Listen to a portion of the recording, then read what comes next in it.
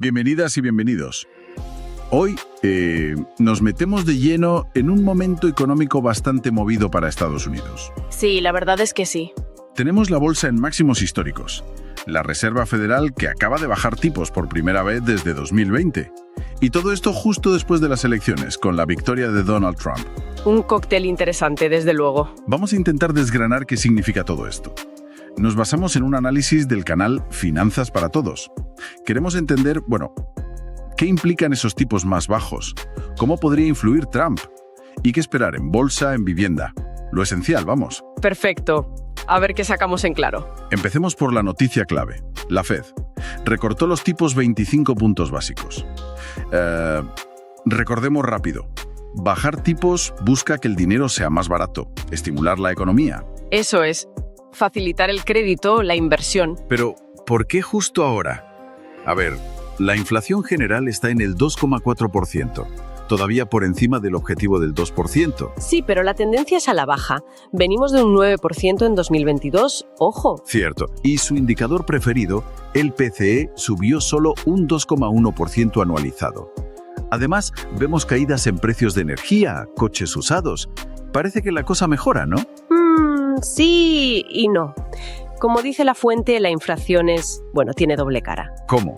Que baje respecto al pico de hace un año no quita que los precios sigan siendo mucho más altos que hace 3 o 4. El acumulado se nota. Claro. Y un dato que da el análisis es revelador. La morosidad, en tarjetas, en préstamos, está en máximos de hace 12 años. Eso sí que duele en el día a día. 12 años. Eso es serio. Y aquí entra un punto interesante sobre cómo se mide la inflación. La Casa Blanca sugiere que si quitamos el coste estimado de la vivienda, ese alquiler equivalente... Sí, esa estimación un poco rara. Exacto. Pues que sin eso, la inflación ya estaría por debajo del 2%. Pero claro, es una métrica discutible. No siempre refleja lo que paga la gente de verdad por vivir. Vale, entonces, esa bajada de tipos de la Fed quizás es más un gesto que un alivio real para quien sigue ahogado por precios y deudas, ¿no? Podría ser. Es una señal, pero el camino es largo. Y en este escenario entra el factor Trump. El efecto Trump. ¿Qué proyecta el análisis? Pues basándose en su mandato anterior, se habla de posible vuelta al proteccionismo, aranceles... O sea, productos importados más caros, tensiones comerciales. Eso es. En vivienda, quizá menos regulación para construir, que podría ayudar a la oferta. Pero ojo, el acceso a préstamos podría complicarse por otro lado. ¿Y en bolsa? Podrían volver las bajadas de impuestos a empresas. Eso suele gustar al mercado, sobre todo a las grandes. Podría impulsar acciones. Pero también se espera más volatilidad por esas tensiones comerciales que comentábamos. El análisis lo resume bien. ¿Cómo? Como una montaña rusa económica. Potencial de crecimiento rápido a corto plazo, sí, por menos regulación e incentivos fiscales. Suena bien, pero con riesgo de caos en comercio exterior y precios muy impredecibles. Es importante decir que estos son posibles efectos, basados en lo que se conoce, no es una bola de cristal. Claro. Y hablando de montañas rusas, la bolsa viene de años espectaculares. El S&P 500 duplicado en 5 años. Casi nada. Una pasada. Pero en el análisis advierte, cuidado, que eso no es lo normal. Ya, la media histórica es mucho más modesta, ¿verdad? Entre un 6,5% y un 10% reinvirtiendo dividendos. Exacto. Y gran parte de este subidón reciente viene de muy pocas empresas. Las famosas 7 magníficas. Meta, Alphabet, etc. Concentración, entonces. Muchísima. Y lo que llama la atención son las proyecciones para la próxima década. Hay bastante pesimismo. ¿Ah, sí? ¿Qué dicen? Pues mira, Goldman Sachs, Vanguard, hablan de rendimientos anuales muy bajos, en torno al 3%. ¿Un 3%? ¿Por qué tan bajo? La razón principal, valoraciones altísimas. Las empresas cotizan a precios muy elevados comparados con sus beneficios reales. Históricamente, después de estos picos, pues vienen años más flojos. Tiene sentido. Y un dato del análisis que me dejó pensando. El 72% de las empresas del S&P 500 rinden menos que el propio índice. 72%. Es un máximo histórico de dependencia de unas pocas. Uf, vaya jarro de agua fría para el inversor medio acostumbrado a subidas constantes. Desde luego. Aunque bueno, no todos son tan pesimistas. Charles Schwab proyecta un 6,2%, BlackRock un 5,2%. Hay matices. Vale, algo más optimistas. Sí, y por supuesto, si vuelve una política monetaria muy expansiva, con tipos por los suelos y más inyección de dinero, pues la bolsa podría seguir subiendo.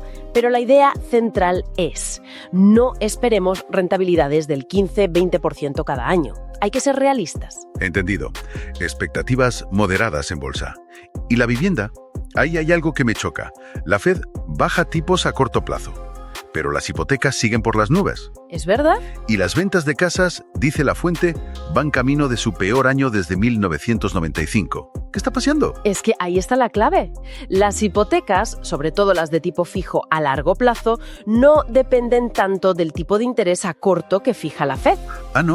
¿De qué dependen entonces? Dependen más del rendimiento de los bonos del Tesoro a 10 años. Vale. ¿Y eso por qué sube? Pues sube si los inversores esperan más inflación en el futuro o si temen que el gobierno se endeude mucho más. Anticipan riesgo y piden más rentabilidad por prestar a largo plazo. Entiendo. O sea, la Fed controla el corto plazo, pero el largo plazo. Depende de expectativas, de miedo a la deuda. Exacto. Y ahí la Fed tiene menos control directo, al menos de forma inmediata. Resultado. Pues un mercado inmobiliario lento, hay más casas a la venta, sobre todo en la gama alta, aunque la vivienda más básica sigue siendo competitiva, hay demanda, incluso el crecimiento de los alquileres se está frenando. Curioso.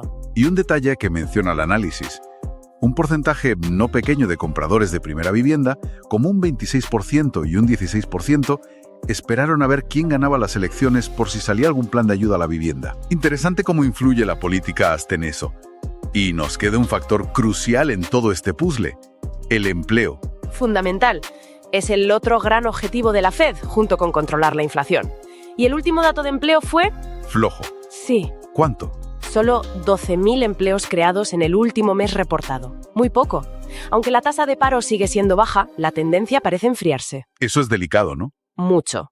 Porque si bajas tipos con un mercado laboral que empieza a flaquear, corres el riesgo de que si la demanda se anima, no haya suficientes trabajadores y eso presione los salarios y por tanto la inflación otra vez. Un equilibrio muy difícil. Muy difícil. Por eso, las futuras decisiones de la Fed en 2025, si habrá más bajadas de tipos o no, dependerán muchísimo de cómo evolucione el empleo. Será clave. Vale, pues recapitulemos rápido. Tenemos a la Fed bajando tipos porque la inflación mejora, aunque sea despacio, pero sin que eso alivie del todo la presión sobre las familias por el coste acumulado. ¿Eso es? Las hipotecas siguen altas por factores de largo plazo ligados a expectativas y deuda. Correcto. Las expectativas en bolsa se moderan bastante después de años de euforia y mucha concentración. Sí, más realismo. El efecto Trump añade una capa de, potencial crecimiento rápido, pero también incertidumbre comercial y volatilidad. Una incógnita importante. Y el empleo, que se está enfriando, será el termómetro clave para las próximas decisiones de la Fed. Exacto. Y una conclusión final interesante que aporta la fuente para poner las cosas en perspectiva. Dime. Históricamente, y mirando datos a largo plazo, el presidente de turno influye en la bolsa menos de lo que a veces pensamos. ¿Ah, sí? Sí, las rentabilidades medias suelen ser parecidas con republicanos y demócratas. Lo que sí puede cambiar más es la volatilidad de los vaivenes. Entendido. Así que el consejo final del análisis es, centrarse en lo que uno puede controlar. Ingresos, ahorro, inversión constante y diversificada, más allá del ruido político del momento. Tiene todo el sentido. Y para cerrar, una reflexión que me sugiere todo esto. A ver. Con lo complicado que parece medir la inflación real que siente la gente, con las expectativas de mercado enfriándose y con la incertidumbre política, ¿no podríamos ver el año que viene una brecha aún mayor entre la percepción general de la economía, la que sale en los titulares, y la realidad concreta que viven distintos segmentos de la población en su día a día? Es una muy buena pregunta. Esa desconexión entre la macroeconomía y la microeconomía podría acentuarse. Ahí queda para pensar.